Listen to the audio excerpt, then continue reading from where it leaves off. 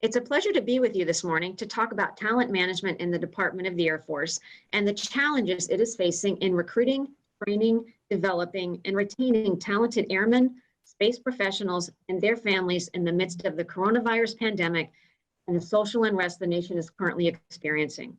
We are fortunate to have with us today the two senior Air Force leaders who between them are responsible for every aspect of the Air and Space Force's talent management system, Lieutenant General Brad Webb and Lieutenant General B.K. Kelly. Lieutenant General Webb is the Commander, Air Education and Training Command. As such, he is responsible for recruitment, training, education, and force development of all Air and Space Force personnel, training more than 293,000 students per year. His command includes Air Force Recruiting Service, 2 numbered Air Forces, and Air University. Prior to his current assignment, General Webb served as the Commander, Air Force Special Operations Command, and has commanded the 20th Special Operations Squadron, the 352nd Special Operations Group, the 1st Special Operations Wing, and the 23rd Air Force Special Operations Command Europe and NATO Special Operations Headquarters. General Kelly is the Deputy Chief of Staff for Manpower, Personnel, and Services. As such, he is the Senior Air Force officer responsible for comprehensive plans and policies covering all life cycles of military and civilian personnel management, which includes military and civilian end strength management, education and training, compensation, resource allocation, and the Worldwide Services Program. Prior to his current assignment, General Kelly served as the commander of the Air Force Personnel Center and has commanded the 92nd Mission Support Squadron, 31st Mission Support Group, and the 501st Combat Support Wing. We will start with some opening remarks from both generals and will then move into a question and answer format. General Webb, sir, over to you for your opening comments. I think from a standpoint of, if you just start with the national security strategy, and of course it flows to the national defense strategy, national military strategy, it is clear that the guidance is that we're in an era of great powers competition. And along with all the other aspects that are kind of fundamental for our Air Force to look at that, General Kelly and I are, very focused on the effects of our airmen or how that affects our people. So from the standpoint of great powers competition, the airmen of yesteryear and the airmen of today are simply not the airmen that we're going to need to be in the future. And so looking at that from modernizing the way we learn, modernizing our training and education platforms, and the diversity aspect, having a population that comes at problems from all kinds of different angles, and therefore being unique about our solution sets, having the agility of mind to understand mission type orders, to understand commander's intent and be able to move out. These are all key and essential elements. So those learning methods all the way through diversity as a warfighting imperative is absolutely key in what we have inside of Air Education and Training Command, and what I think is critical to this panel. So that's really what I'd like to give you is kind of open remarks, and love to delve down deeper into that as we get into the Q&A. Thank you. Thank you. General Kelly, over to you, please, for your opening. Well, thanks, Gina. I really appreciate the opportunity to be with you and have this opportunity to talk and be able to present here with my partner, Lieutenant General Webb, down at Air Education and Training Command.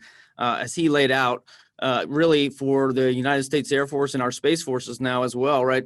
The ability to execute the national defense strategy in the future and be able to do what the nation needs for us requires different ways of looking at things and different development of our airmen.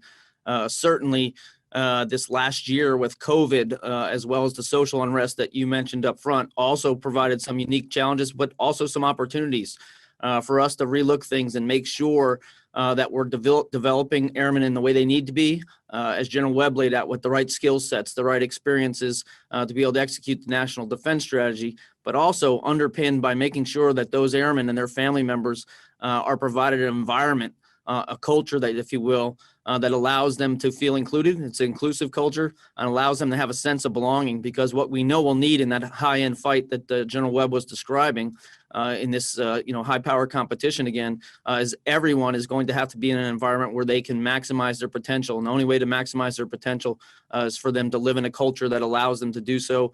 And so that sense of inclusion and the sense of belonging becomes really important for us to develop the airmen we need as we go forward. So I look forward to talking about that with you guys. I look forward to talking about the things that we learned as going into this and the opportunities that we have going forward. So again, thanks for an opportunity to be on the panel today. Great. Well, General Kelly, if I could start with you with the first question. As you know, 2020 has certainly been an unprecedented year. How has COVID-19 changed how we recruit, train, develop, and sustain airmen in the Air Force? Yeah, thanks, Gina. And I'll start by saying it forced us to examine everything, right? When you go into a COVID environment, as we went into, everything had to be looked at, everything had to be prioritized. Business as normal wasn't capable, it needed to be business as required. And so every aspect of our policies and every aspect of our support had to be examined. Starting with all the things that General Webb does, and then I'm sure he'll talk about, but we still had to be able to bring folks into the Air Force. We still had to be able to move them from station to station, train them, develop them. The business of the United States Air Force and our Space Forces didn't stop during that time frame. So all those things had to be examined. As a couple examples, think about normally we were PCSing, permanent change of station, folks each month on a pretty routine kind of basis, and the machine kind of knew what it was doing. All of a sudden we went into stop movement under COVID, and we had to get into a situation where every single move was hand coordinated. Could you move to this location? Is it safe to move to that location? How many people can you afford to bring to that location? Calling up how many bed spaces are going to be available at Base X because you couldn't count on downtown lodging and those kind of things. So the whole environment around being able to fight through that and get through COVID was really important for us. And the team just did a great job. In the month of July, we moved 13,000 airmen and families in the month of July, which is normally more than we would do anyway under a non-COVID environment. So the team really came together and did some great things. Childcare is another one. Figuring out how to do childcare in a socially distanced environment, knowing how important to mission success childcare was for us and continues to be for us, and continues to be a challenge. Really, really important. Creativity again from our airmen and families, people bonding together in pods to take care of their children, so that they can rotate who goes to work one day a week and stays home and watches the kids as they virtually go back to school and do virtual schooling. So just great things like that came about. And then I would say one of the biggest things for us is the explosion that we learned about just how efficient and how effective we could be under telework. It will change the environment that we've had for a long time. I would see us not going back to some of the models, right? Not just telework in the location where you live, but imagine us now being able to hire somebody in Arizona who works in the Pentagon and them never leaving Arizona, maybe occasionally coming TDY to the Pentagon, but staying in their home. Or for certain staff jobs, our military members not PCSing because they're able to effectively telework. So there's definitely some things that we learned under COVID that we will keep and go forward with that have also been, unique opportunities that we're going to exploit. Wow, that's very exciting. I can tell you, watching from the outside, I was really impressed, knowing how hard it was with the challenges of COVID. General Webster, can you add some of your perspective to this challenge? You bet. Thanks, Gina. I'll speak obviously as one major command in the Air Force, and obviously every one of us was fundamentally affected by this. But from an air education and training standpoint, we adopted very early on kind of the mantra of fighting through. And of course, it continues as we speak. It was clear early on in the discussions that we were having with the senior leaders of the Air Force that the readiness of the United States Air Force depended on the production engine of AETC. Now, of course, that's not a profound statement. We kind of know that, but when you look fundamentally at stopping, because the potential was out there that we could stop and take a knee for a month. This was the thought at the time, possibly taking on upwards of 800 airmen per week. The readiness rates of the Air Force tank very rapidly. And if they don't completely tank, it will take years to overcome that shutdown. So the thought was, if we can fight through this, if we can figure out new methods and ways to get through, we fundamentally change the equation for the United States Air Force. Now, what I will tell you, Gina, is there's a little bit of luck. Luck being definition is a preparation, meeting, opportunity. Of course, we had very recent experience here in the San Antonio area, which of course is home to our basic military training over at Lackland Air Force Base, with the American citizens that were evacuated from Wuhan province, you'll recall, early in, kind of probably the January, February timeframe. And then immediately after that, we had the Crown Princess cruise liner American citizens that were evacuated as well. And a chunk of those citizens came to Lackland. And so we had some experience with COVID early on before it really became, settled here in America. The other key aspect, I think, is, we have a very robust medical facility, several facilities here in San Antonio area. I have a 2-star medical wing commander here inside of my formation that, from a public health perspective, was absolutely on. So we had a jump start, frankly, on when we got the order, in the kind of mid-March timeframe that it's shelter in place. So we went into ROM with the restriction of movement kind of procedures. Our first cohort of airmen or trainees that arrived was 17th of March. And so we were already orienting ourselves to that, social distancing, as General Kelly already stated, kind of the business is required, not business as usual. So that we modified quite a few things along the way from a basic military training standpoint. And we did have to throttle off to some degree early on till we kind of got our feet underneath us. And it took a lot of discussion. I was involved in many discussions with our military training instructors and leaders on, kind of assuring them that we can do this. This is kind of like being in a NBC environment, kind of a nuclear, chemical, biological kind of thing where, hey, we're going to be wearing masks. We're going to be, sanitization, social distancing, maybe gloves. We won't be doing some of the things that we normally do. And we walk through it kind of week by week. But I can tell you by about the 3rd week in, my instructor cadre, and I mean that across the force, was, we got this. Sir, we got this. They asked for a few things that would be helpful for them to get oriented. But the bottom line is, we got it. Now, we looked at some other key pieces to add to our kind of arsenal as we went forward. As you know, we stood up in a proof of concept kind of manner, an alternate basic military training site at Keesler. Kind of small numbers, all told, about 60 per week. But the point was, hey, if it brings us to our knees here in the San Antonio or Texas area, where can we audible to? And that Keesler concept has proven itself very viable. And in fact, we're going to continue that through the fall before we shut it down. And of course, we'll have it in ready reserve. The other thing is, I asked from AFMC, Air Force Material Command, one of their contingency tent cities. It's called Bear Base Tent City. That gave us swing space in which we could put our trainees to enable us to social distance, because of course we only had so much dorm space, and we have airmen living in open bay barracks, all that kind of, we had to adjust all that. That tent city gave us a lot of flexibility. It also gave us the opportunity to take down dorms kind of one at a time and get some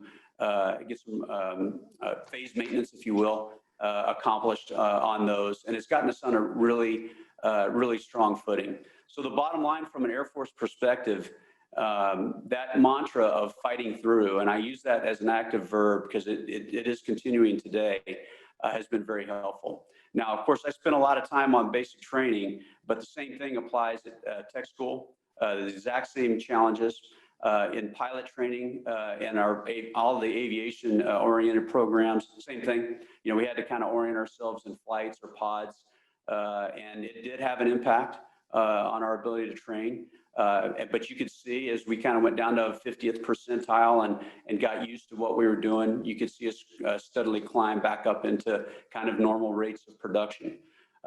Air University has had a number of initiatives as well, from virtual classes to a blend of virtual and live classes.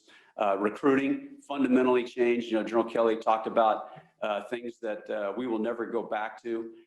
There is a laundry list inside of Air Education Training Command of things that we won't ever return to the way we did business pre-COVID.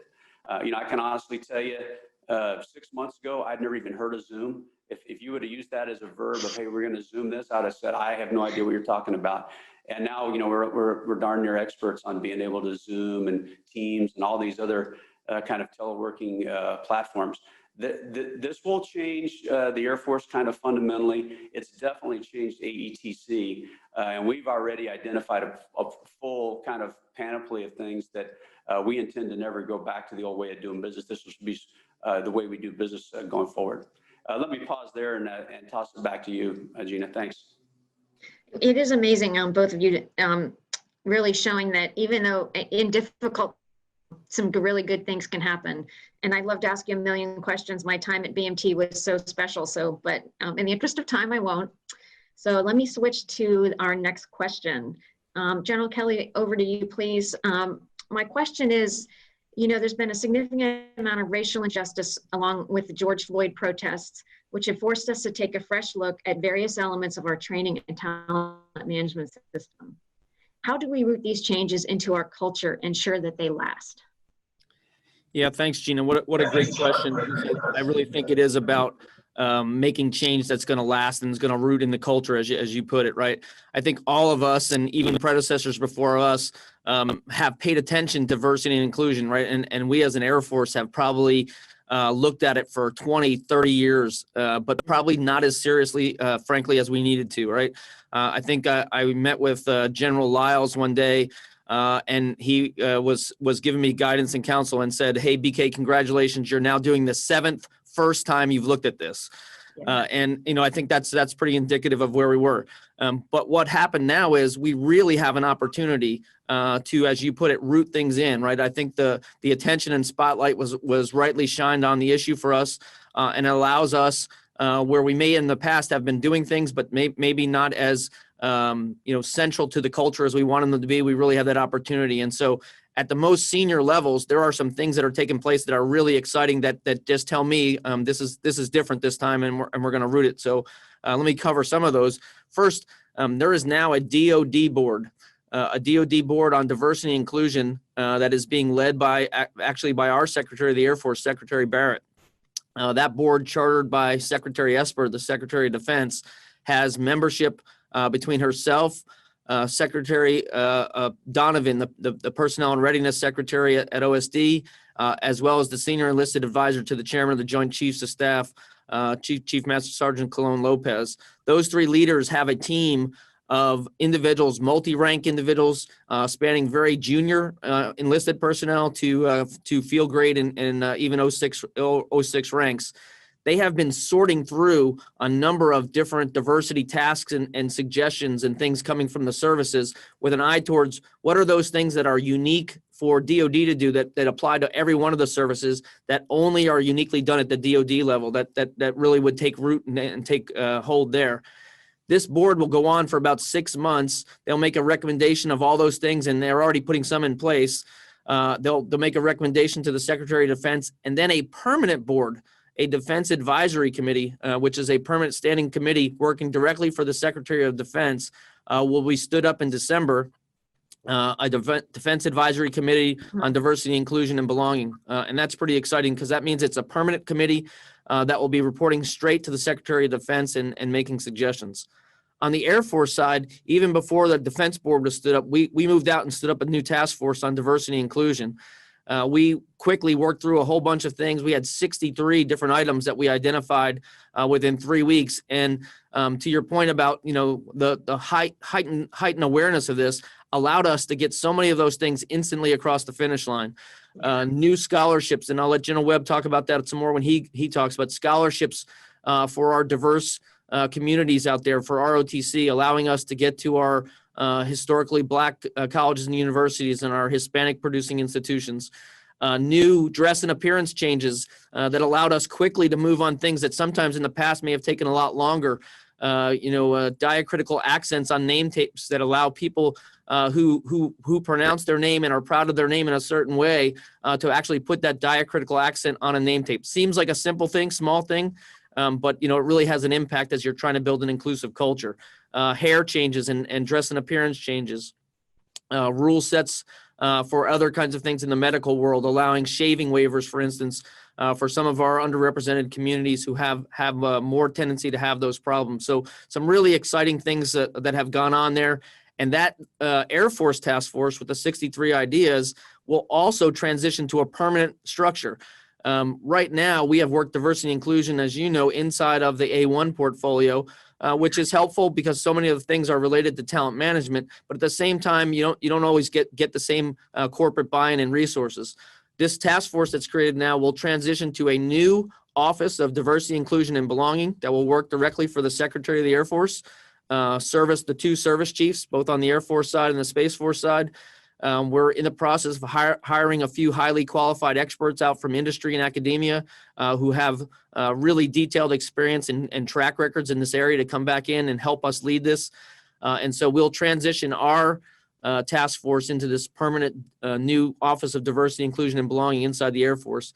So all those things tell me we're on a good path to keep things, making permanent changes to culture and not just sort of repeating cycles from the past. So I'm really optimistic and really positive about those things. I know there's a long road to go. There's lots of hard conversations to have. I know out in the field they've been having those. General Webb's team certainly has, and there's more for us to do there to make sure that everybody has that feeling of inclusion and belonging, and they can maximize their potential. But I feel like we're on a pretty good path, and I'm excited about the ability to make this stick and really root it into our culture. General Webster, what's your perspective?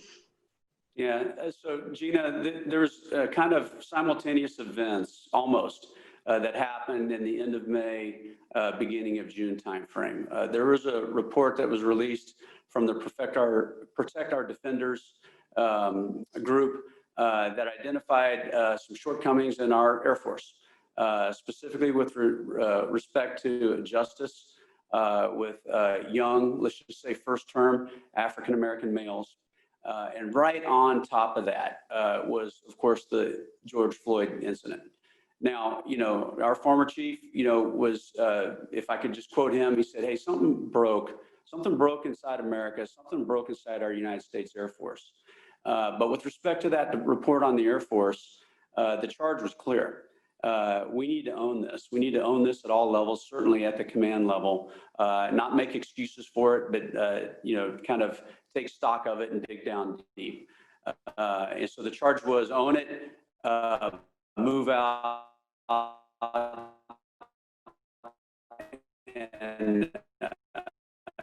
and commit to action. That would include, safe space, small group kind of difficult conversations to have.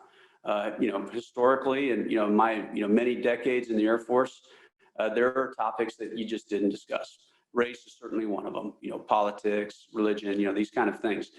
And so I have to tell you, we organized along the lines that General Kelly laid out. Obviously, it starts at the top, but inside the MAGCOM, we stood up a task force, make sure that we had connective tissue to the headquarters Air Force.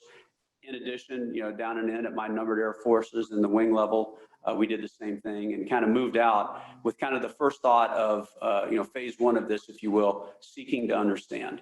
And I got to tell you, I had conversations that ranged everywhere from 1 and 2 stripers through colonel level inside my formation. Our airmen are not bashful or afraid to give you what's on their mind. And I know I'm not alone in saying this. Some of the things that I learned made my jaw drop. And why? It's because we never talk about this kind of thing. And from a perspective of a middle-aged white male, and the perspective of a one striper, African-American male or female, it was a chasm that was, we could discover that of differences. And so actually, I think it's been, General Kelly articulated a number of the initiatives that are underway. That's good. The seeking to understand is good. Seeking to understand has to end. We have to get to an action phase and take the next logical steps beyond what General Kelly has just laid out. But there is a positive feel. I can tell you from the airmen I've talked to will say something's different this time. And I would tell you before this even happened, inside Air Education and Training Command, we had a concerted effort going on, especially on the female side, from what we call our rated diversity initiatives. So a number of initiatives that were aimed at eliminating, for instance, where we can, the height restrictions. And when I say where we can, it's to the 90th percentile. It's not like, a 10% cut or whatever of how we can get, we were kind of cutting off 50% of our population side of America by some of these things that were just holdover kind of criteria that really didn't have any basis in the science of today anyway. And so we had a number of initiatives going on there that were already occurring. And so we were able to fall in on top of that from the racial aspect, I think is really, kind of what we're continuing to focus on as we go forward. So myself personally, I've been hosting a number of what we call real talk sessions. We've done several iterations of those as well. It's on Facebook Live. And the point is, back to what I said earlier, the airmen aren't afraid to talk. Sir, you asked, here's my perspective. And it's been very, very enlightening. And we have difficult conversations. I would just say from my standpoint, we understand we're on, live social media. This isn't exactly safe space. We acknowledge that up front. But nevertheless, we can cover very, very, kind of awkward conversations to have, and we do. That does a couple of things. I think it's cathartic for those that are participating in it. They do see that something's different this time. From my perspective, I'm hoping that my subordinate commanders, my subordinate leadership go, hey, all leaders at all levels are doing this. This happens to be a live event. Surely we can have these kind of difficult discussions at a squadron level or even a flight level going forward. Again, the key is going to be sustaining this as a marathon and not just letting it become the crisis of the month. We're dealing with a lot inside the Air Force. We've just covered a few. Fighting through in COVID, racial disparity, sexual assault. You can see that these can kind of stack up. Who knows what's going to happen this fall? We're having a hurricane rolling on shore as we speak. It would be very easy to get in just a crisis of the week, crisis of the month kind of a mentality. We can't afford to let that happen. And so I am very anxious. My task force is trying to hold me back to, sir, we got to get oriented and seek to understand first, but there's got to be action, real and sustained action that comes out of that. Just a couple pieces that I'd mentioned. You may ask, well, what kind of action, are you referring to? Inside our pilot training or our flying training portfolio, we're doing a concerted effort to make our squadron classes, our classes for training look like America. I think and General Kelly said earlier, this is the seventh time we've, how did you say it? The seventh time we've done the first time or whatever.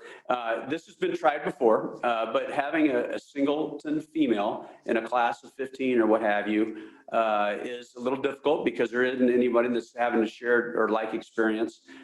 Same thing on the race side. And so we're looking to try to balance that out, make it look a little bit more like America inside of our flights. And I think the mutual supporting fires from shared experiences is bound to help. Isn't the first time it's happened, but we're doubling down on that.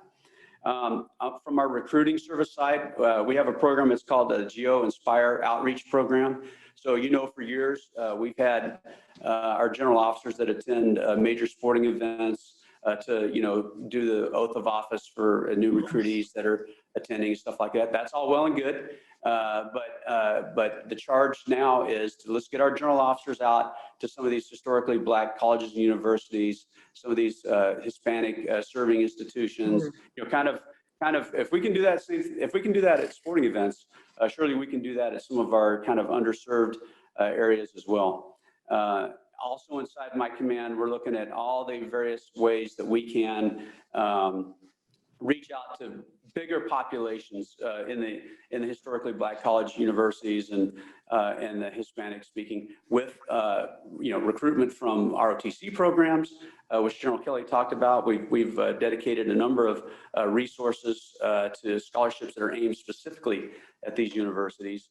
To looking at aviation programs that really start at a ground roots level. Get to a university that has, for instance, a Hispanic population that's in the 80s or 90%, and help develop that kind of aviation program so that we can kind of be the recipients of a more diverse population coming forward. It's always a kind of our hand wringing inside the Air Force that, hey, at the senior levels, we just don't have the representation. Well, you got to start at the foundational floor, and you got to start at first command, which of course is what we call ourselves inside of AETC. So really, there's been a lot of good heat and energy applied to this. It's all goodness. My concern is that we don't allow all the events that are on the horizon in the next week and next months to overtake us, but that we can sustain this for the long haul. But I am very cautiously optimistic on what we've seen so far inside our command. Wow, that is so exciting. I hate to go to the last question. Unfortunately, we're running out of time because there's a million things I could ask, but it's just exciting to hear. And I just would commend you. I don't take for granted that people are willing to talk. And so I think it's just wonderful that you created an environment where people can actually speak freely, because I don't think that's happened in the past. And to your point, if you can't talk about it, you can't fix it. So it might be generational. I don't know. I mean, I'm not a sociologist or anything like that. But when I was a young officer, if I were to be given an appointment to go sit and speak with the 3-star general, I wouldn't have slept for a week. And these Exactly. airmen are not. I think social media has something to do with that, if I'm guessing. But hey, sir, if you're asking, here's the deal. And I mean, and I'm not alone in that. I know, because we're comparing notes, and it's true across the board. So there's real opportunity in this challenge. Yeah, Hey, GINA, one other thought, because I think it's really important, and General Webb mentioned this before, but the work that our former Chief Goldfein and our former Chief Master Sergeant of the Air Force Chief Wright did, and then picked up by Chief Brown, and now Chief Master Sergeant of the Air Force Bass, really set a tone, right, that allowed everybody to feel free and everybody to feel empowered to have those conversations, and really it was, from my perspective, a really refreshing approach, right? That really empowered every level to have those tough conversations that we may not have had that freedom before. So I just commend that as something that was really important as part of this process. Wow. I'm sorry, I have to go to our last question. This has been a wonderful conversation. So General Kelly, over to you. From your perspective, what changes still need to be made to our talent management and force development processes in order to ensure our Air Force of tomorrow maintains its advantage over our competitors? Yeah, thanks, GINA. And this is a great transition, because as we're talking about our talent management and force development, we're thinking about what we need to do to be responsive to the National Defense Strategy. There is a great part of that also has to do with diversity, inclusion, and the topics we were just talking about. As we've undertaken a number of changes that we've been doing the last couple of years, in talent management, we were trying to say, how do we make sure the talent management system we need is in place for the future for the NDS? And how do we make sure it's responsive to needs, create agility, create, focus on performance, and create transparency in the system so that everybody can do what they need to do. And I'll tell you, the one piece that has been the last piece to come in, but it's probably the most important piece, is how do we evaluate airmen and our officer and our enlisted evaluation systems, and work that you started and we've continued. Really, one of the most important fundamental questions is what do we value as an Air Force, and how do we make sure the things we value are the things we need to value to build the force that has to go forward, right? Those things that are going to give us the competencies and attributes that we want of our airmen to be able to respond to the National Defense Strategy. So we've been focused on that, and we continue to make progress, and it's really around 4 pillars that everybody is really familiar with, because they happen to be 4 pillars that come from our unit effectiveness inspection and from our IG system. It's how we go out and evaluate the effectiveness of a unit. And as you know, we've looked at it and said, why are we not looking at the same kind of lens for how we evaluate our individuals, so there's a synchronization between the two sides? So the 4 factors being, how do you execute your mission? Whatever it is that you do, whatever job you've been put in charge of, how do you execute your mission? How do you lead people, whether that's formally or part of a team and the culture that you provide, but how do you lead airmen? How do you manage the resources that you've been put in charge of, whether formally, dollars, equipment, or you're just managing airmen's time or your own time? How well are you doing that? And then how do you improve the unit? You know, all of us in our uniform are used to being at a job for some time and moving to our next job and PCSing, and you get the ball handed to you and you run down the field and you make it better that you hand it to the next person. So you're trying to improve the unit. But we've been focused on those things. And one of the things that we found out when we're focused on that and how we do that is there's some ties in here to diversity, and we have to make sure we pull all those things together. So for instance, as you're leading airmen and we're talking about teamwork, how do we find those leaders and how do we make sure we teach the skill sets and then measure those, but for leaders who can lead diverse groups of people, right? As General Webb said, when those folks come into basic training down there, they're coming from all across America, from all different backgrounds, race, ethnicities, all different experiences. It's not a foregone conclusion that everybody is good at leading those diverse groups, and we have to teach that skill set. And we have to expect that of our force. Our airmen need to be able to take advantage of and really exploit the advantages of getting a diverse group and a diverse group of ideas, because we're just so much more powerful when we do. So as we're measuring that leading airmen, leading people category, we want to make sure we understand how well people do that, and we want to teach that skill set. We want to enforce that skill set and make it part of what we have as we go in there. The other thing I'll just finish up with in there in the tie to diversity as well will be we need to make sure that as we looked at the new way we do our development, that we have agility so that we're not all developing the same way. We need to develop people differently, and we need people to have the agility to develop differently. And you can't have a system that potentially compromises your promotion potential. Nobody wants to compromise their promotion potential. Why would you, right? But if you're allowed to develop differently and you can be agile, we can be so much more powerful to get all the different things that we need to do for our diverse force. So given the time, I'll just stop there, Gina, but that's a really important area. And so thanks for asking that question. General Webb, over to you. Yeah, Gina, so there's a real elegant interplay between talent management, force management, and force development. And I won't develop that, for the sake of time. But the areas that General Kelly has just articulated are indelibly linked to the force development piece. We made a decision as the Air Force, 2.5 years ago that the Air Education Training Command Commander would be dual-hatted as the Force Development Commander. It's not a power play. It's to ensure that we have, a commander level kind of decision maker that links to all that is happening inside our Air Force when it comes to being respective of people. So, early in this iteration, we talked about great powers competition and what that entails for the type of airmen we need. General Kelly's laying that foundation with the talent management and the force management aspects. From the force development portfolio, we've, our charge has been, okay, where do we add value to the entire force without trying to build an empire or anything like that? We've had several really what I would consider key successes with the force development portfolio, like medical exceptions to policy for rated programs. We're now expanding that with our other AFSCs, non-rated, to include our enlisted portfolio. We have a program, we call it AETC Dawn, Developing the Airmen We Need. It is a whole it's a whole portfolio of programs that really get after airmen. For the last, 4 or 5 years in our programming process, we've been focused on obviously recovering from sequestration, looking at the needs from a weapon system aspect of what great powers competition begets for our Air Force. Of course, we've been standing up Space Force and these types of things. But what we really have been lacking with a concerted effort is that focus on the airmen. So these programs are going to be kind of upfront and fundamental to our next programming cycle.